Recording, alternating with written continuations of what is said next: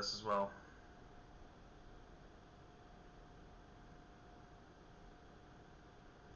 Basically, for the last few months, Boris... Actually, let me actually...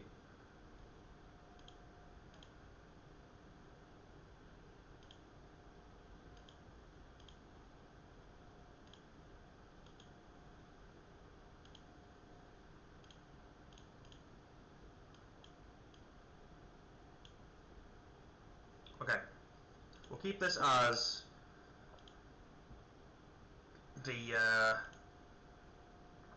the flag to chat. So basically, let's give it a bit of backstory.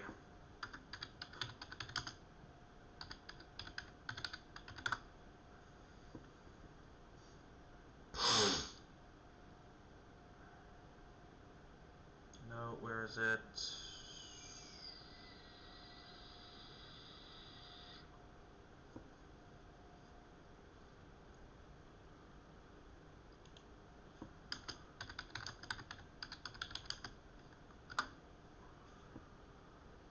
Here it is. Testing capacity. Now, since we last came before the committee, we've expanded testing capacity enormously. We're testing more compared to countries like Germany and Spain. Yet this week, even people with COVID symptoms in Kent are being told they've got to go to Cornwall or Scotland for a test, or being told there isn't one available at all. So do we have currently enough testing capacity available? Sure. Right.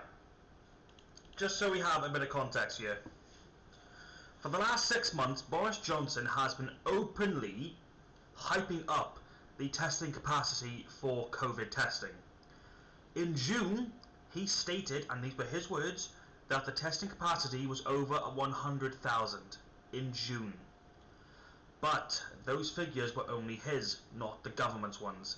The government figures were released just before the Prime Minister's questions.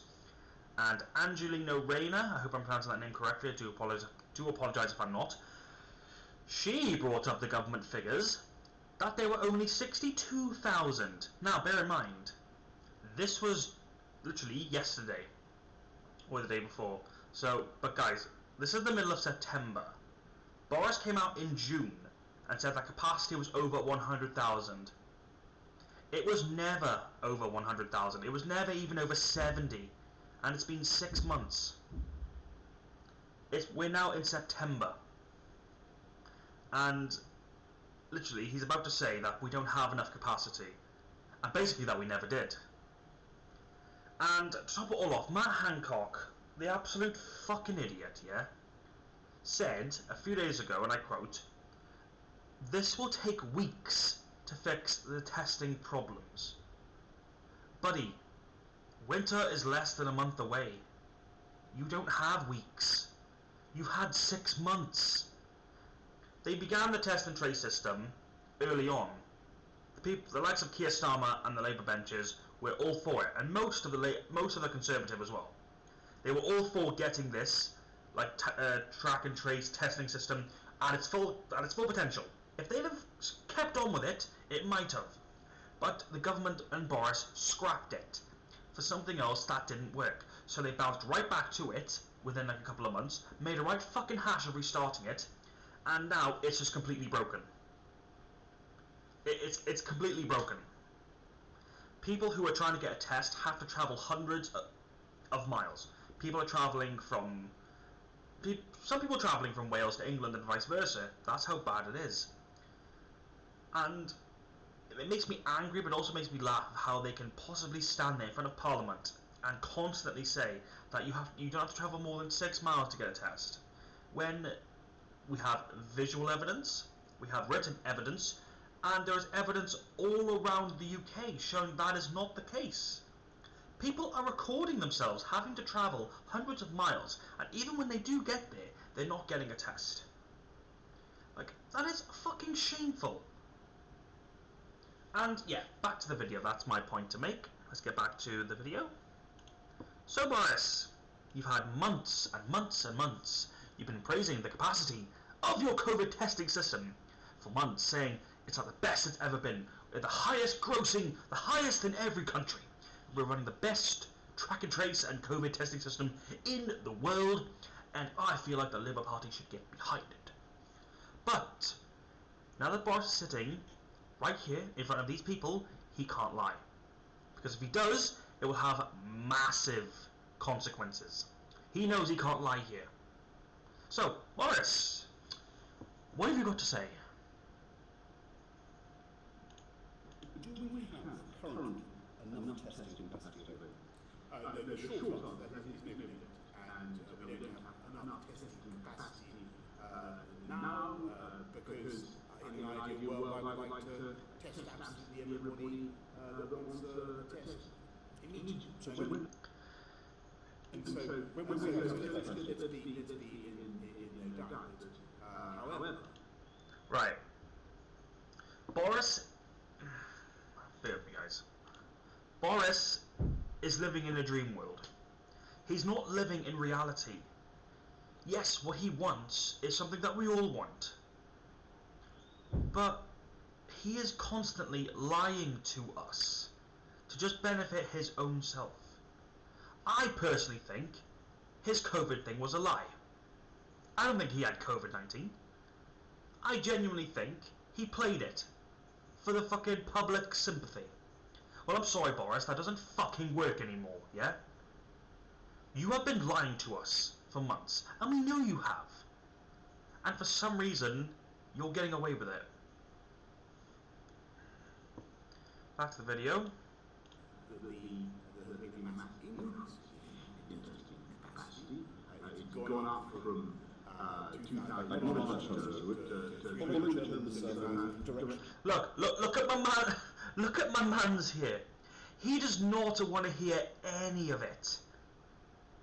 When Boris starts prattling on about the numbers, about how we're doing all these things, we don't want to hear it anymore, Boris. We want to see results. And the problem is, you won't show us the result. You won't show us the figures. You give us your figures and think that's good enough. Well, it's not. Because we can see through your bullshit and scrutiny and lies. I've been calling it out since day one. And people who I knew called me out on it. Called me a liar. Made me feel like I had no voice. And let me tell you something, yeah? Let me fucking tell you something right now, yeah? Let me fucking tell you something right now. To all you fuckers, yeah? On Facebook, and then people outside, even people I used to work with, who criticised me for opening up on these type of things. Go fuck yourself, yeah? Because I called this out from day one. I'll even bring up a video in a minute, actually, of me actually saying, we'll be back in lockdown before October. They'll open up for the August period, rush it all out, the infection rate came down because of the work we did before those months. I said it to my ex-employer. I said, the government are rushing to get people back in because they're going to be closing back around September and October. Because the rise in COVID infections during the summer will be astronomical. Because they're opening themselves up to it. What did my employer do? Nothing. He encouraged people to come, they encouraged everyone to go back to work. And I'm glad I don't work for them anymore because I can use their fucking name now as I please. They have no ties over me because last time I did a video, which I still have by the way, so yeah, I still have it. Fuck you. I still have that video. And they told me to take it down, which I did. They asked me if I had a copy. I said no. I didn't have a copy.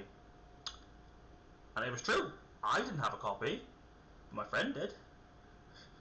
So, by the terms of the contract and what I signed, I was telling the truth because I didn't have a copy. They didn't ask if anyone else had a copy. No. So, I can re-upload that if you want. But, I might cut that part out, but here's the point, you know what I mean? I have been calling this out, yeah? And I'm not a smart guy on politics. I don't care. What I care about is the public safety and getting this world back to normal. But when I tell you I don't feel safe going outside, when I personally don't care about wearing a mask or shit like this, I still comply with it. Because I do care now that I've taken an interest in it. Before the lockdown, I didn't care. I did not care.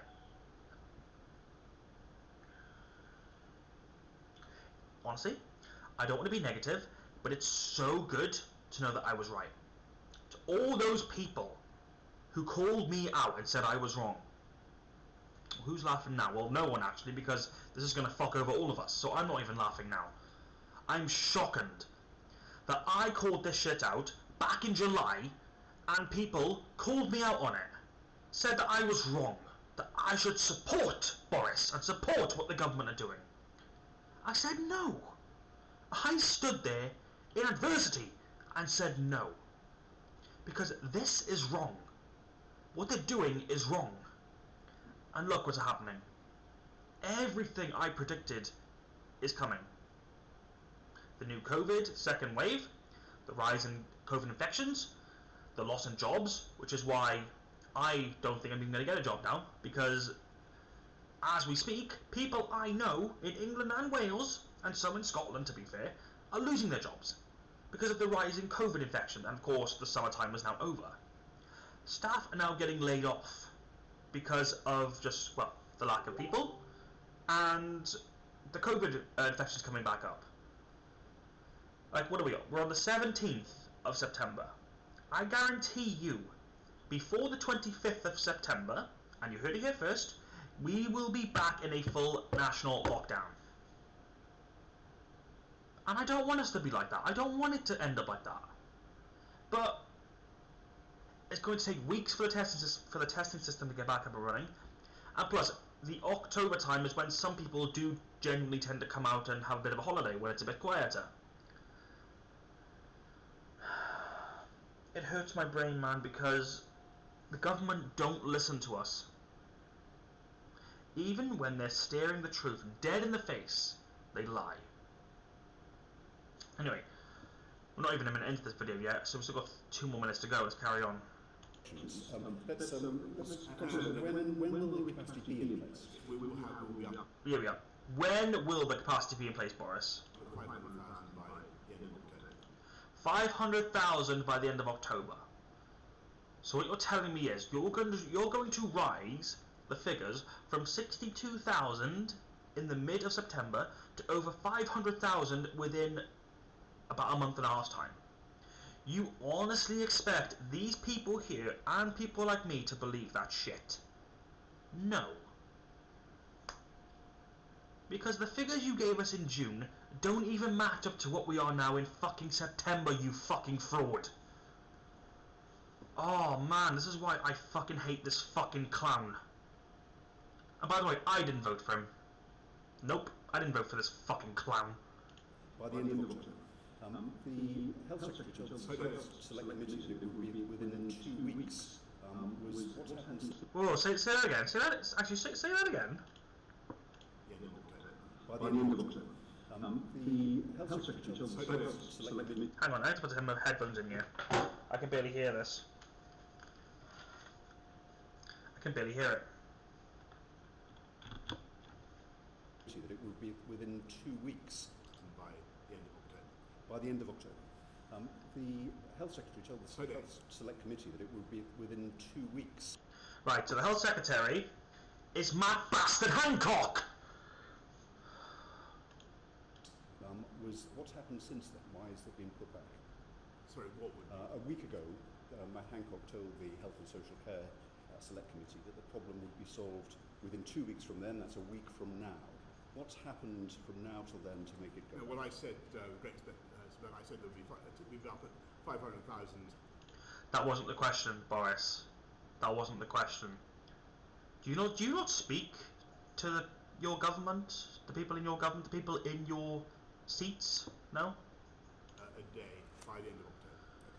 Okay. And 500,000 a day, will that be enough to meet the demands that you project at that time? Well, we sincerely hope so. What? Hang on. Okay.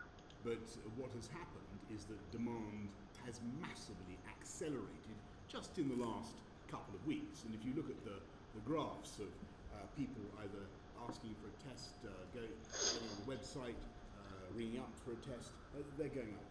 Why do you think that is, Professor? And I think the reasons for that are, I think that many people are seeking to get a test in the hope that they can thereby be released to get on with their lives in the normal way. And people who have come into contact with someone who has tested positive, for instance, they're seeking to get a test to ensure that they're okay to get away. And that is perfectly reasonable. And I understand why people are doing that. But the advice and the guidance is that people should seek a test not in those circumstances, but when they have symptoms. Okay, I have a problem with this. I wish I could pull up a slide of just the government's guidance in general, because the government guidance stated that if you have any symptoms, you should get a test. But the problem is, Boris, you've outlined so many symptoms that people don't know what it is anymore. So if I had a cough per se, I would ask for a test, because you've outlined that it could be anything from as small as a cough to a fever to loss of breath, tightness. Like, you outline so many things that it is literally impossible for people who even have the slightest one symptom to not panic and get a COVID test. So this demand should not shock you. Like, the likes of Keir Starmer warned you 2 to 3 months ago that this would happen, and you openly said to him that he would regret those words and he should back what you were doing. I'm sorry, I'm all with Keir Starmer on this, and I've been with him for the last couple of months now, because he is a man who knows what he's talking about, and he's a man who looks like he knows what he can promise. So he is starting to impress me, Keir Starmer. But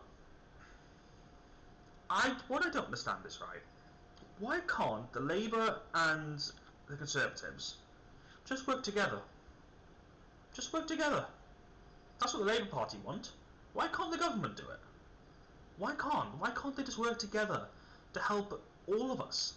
Wouldn't it be a great signal that if Labour and the Conservative parties were to come together to help beat the coronavirus, give out clear messaging, get the tracing and testing system up to speed, and giving clear and positive guidelines to what people can do? Wouldn't that be great, seeing both Boris and Keir Starmer both together, acknowledging that we are in the worst crisis of human history, and they say, no, we're going to put our differences aside, and we're going to beat this virus, and then when it's done we can go back to fighting each other, so to speak. Why can't they just do that? And no, there is no logical reason why they can't, because we're all fucking human. Let's say Boris died tomorrow from the COVID virus. What happens then? What if Keir Starmer, who's currently isolating because of the virus, what if he died tomorrow? Like, what if I died tomorrow? Like, if you're not willing to save one life, then none are of worth. Like, one death from coronavirus is one death too many. One death from cancer is one too many. But we're constantly working. But that's not what's happening here. Boris is constantly deflecting the blame because he doesn't know what the fuck to do. And it sickens me because it's very clear what you need to do. Either get a full national lockdown back in, or get your tracing and testing system back to full capacity and get it working. And if it's not working, tell us. Because then we'll stop panicking and we'll help you. We'll stop ringing for unnecessary tests, or we'll actually lower. Because we'll think, okay, well, as they haven't got much tests, I want to make sure that the people who are most at risk get it. But he's not. He's openly told people to get a test if they feel like they have symptoms. Not if they have symptoms, if they feel like they have. He changes his fucking slogans, his advice every single day. It can change within hours. It can change within minutes. And it's so fucking stupid. Anyway, we've got about a minute left. And what we're setting out today, or setting out in very shortly is the priority of the groups that we think should have tests, and the health secretary will be setting that out. As they do in Germany, we'll be starting with those who have symptoms, which are clearly the group that needs to have tests. And I think that in the case of schools, for instance, it's very important that people teachers, parents should look at the guidance about the Public Health England guidance from NHS Test and Trace about when you should get a test. Okay, now I'm sure I don't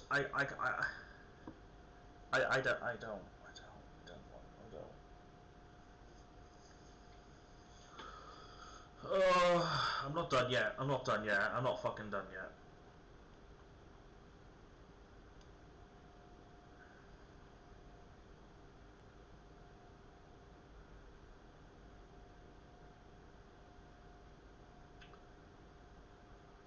What's this? Now, the leader of your party, the Conservative Party, David Cameron, is trying to take a grip, at least as far as he can, on his own party. He's told his shadow cabinet that they must abandon all their outside activities, their second jobs, by the end of the year. Now, you are the Mayor of London. I checked this morning. I believe your salary is just short of £140,000. You have a massive job. You just told me how dizzyingly exciting and challenging it is. And yet, you have a contract... Yeah, I do. With a national newspaper worth £250,000 a year. Chicken fee, yeah, okay. Chicken fee. No, listen, let's be. Do you think most people in London would regard it as chicken fee, particularly at a time of economic recession, that you're earning £250,000 on the side as a newspaper? Well, I don't presume to ask what you earn from the taxpayer, and I think that, frankly, there's absolutely no reason at all why I should not, on a Sunday morning, before I, do whatever else I need to do on a Sunday morning, should not knock off an article as a way of relaxation, a kind of mental. Why shouldn't I? I mean, do you really see a reason why I shouldn't? I think it's. I'm just looking at your party leader, who has sent a signal to all of his senior people saying you can't have these outside activities. If the public are to believe that we are truly committed to serving their purposes, we have to be fully focused on the job at hand. I'm wondering, when you're getting £250,000 a year from somebody else for writing, whether you're really fully focused on your job as mayor. Well, as I say, I see absolutely no reason why I should not, do what I write anyway. I happen to write extremely fast. Extremely fast without thinking. Similar to me, I'd say. Right, is this a new one? The short answer to that is no, we don't. And yeah, I've already seen this. Alright, guys. I'm going to break this down into 2 videos. Now, let's just bring it back to that, because I'm done with that. Right. I'm going to break this up into 2 videos. One for the Thiago transfer, which I'm fucking delighted about. It will contradict the video I've already done, but it is what it is. And then I'll break one up for the Boris Johnson scandal. Or fucking, I don't know.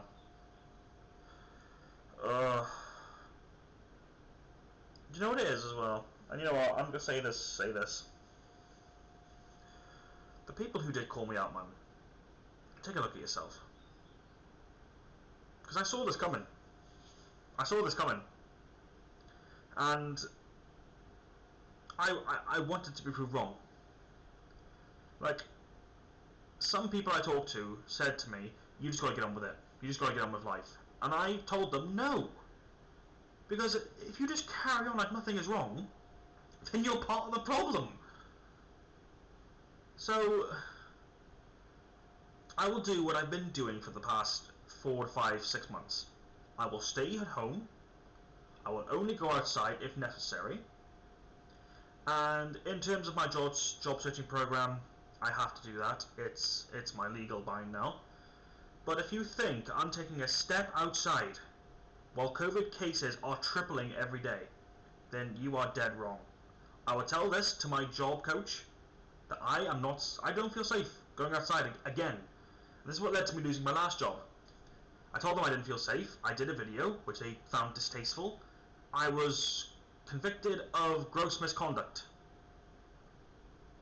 for saying I didn't agree with the practices and openly gave my opinion on them. And again, anyone who wants to call me out on that, I'll happily show you the video, because I've got nothing left to hide and they have no strings attached to me. If they want to get in touch with me, then guess what? They're already blocked. They want to come to my door? Fine.